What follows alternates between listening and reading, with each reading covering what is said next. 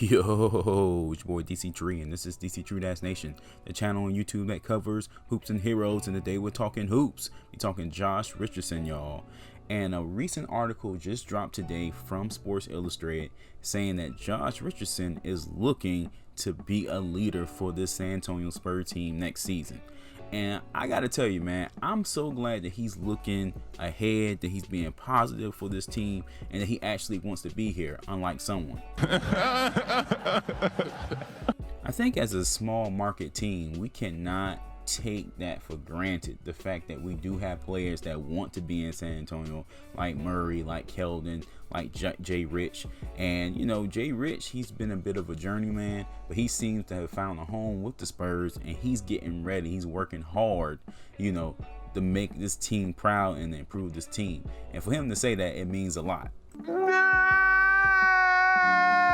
Because if you're a fan of the channel and you know me, I don't take who we pick up for granted. If you say you want to be on the San Antonio Spurs, I take that seriously, and I appreciate that, because we are not a prime destination like LA. We're not a prime destination like New York. We're not a prime destination, you know, perhaps like some of these other bigger market teams. So when you have someone that wants to be on the team, I appreciate it, man. But I gotta tell you, with all that said, I'm still worried that the Spurs may trade him next season, because he has that expiring contract. I can see our GM being tempted to the dark side to trade him for picks.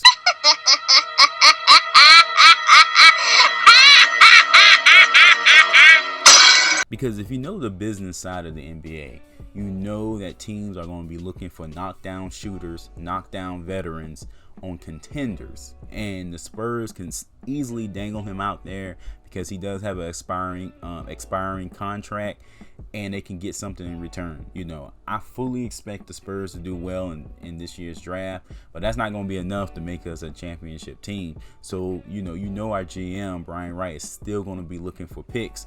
So, although Jay Rich wants to be a leader, I wouldn't be surprised if he would be gone by the All-Star break. But I don't know what will happen.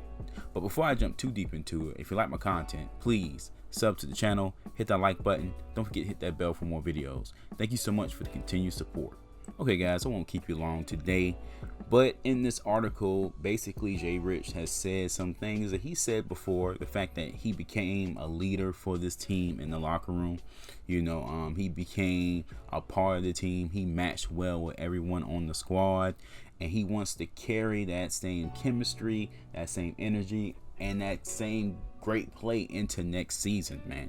And I definitely could see that being factual for Jay Rich, because he is one of the older people on the team.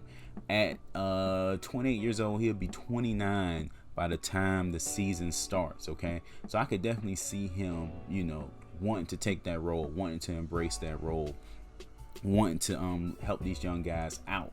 And he said that on many occasions, okay?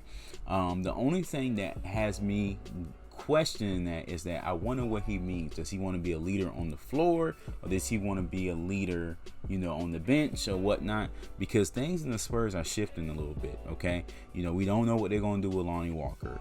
You know, I expect Devin, Primo, Keldon, Murray all to come back much better, okay? You know the Spurs are going to get probably a guard in the draft at some point. We still got Trey Jones. So that's a lot of perimeter players, you know, out there. And I think the Spurs really need to focus on having a starting lineup or lineups with more size. And Jay Rich is 6'5", you know, just like Murray is, you know, just like, you know, Vassell and Keldon. So we got to get some size out there as well. So I'm not sure if the minutes are going to be there for him.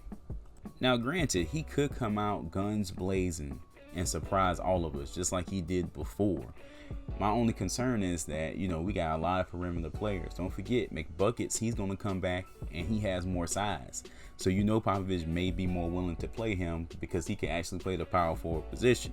So that's more minutes that's getting drained from Richardson. So him being that leader on the floor may not be as possible as it was last season. Now, he could very well still be the leader in the locker room, still be the leader on the bench, still play hard and still inspire the young players. But as far as him having a larger role, and I'm not sure if that's what he meant, but having a larger role, it may not be possible because of the way the Spurs are currently constructed. And before I get out of here, jumping back on the article, he seems, focused this offseason. He talks about how he only has 140 days till the season starts. He's getting his conditioning right. He's ready to play. And for the Spurs, he averaged around 11 points in his 21 games. So he's ready to go. So shout out to him for working hard. I wish him the best. But I think once we get through the draft, it'll be very telling about how many guards or how many open perimeter spots we're going to have on this team and how many minutes we can offer. All right, guys, that's it for this one. Thank you for kicking it with me today. Check out the other videos on the channel. Don't forget to check out that superhero playlist. Subscribe, my friends. And I will catch you in the next one. Peace.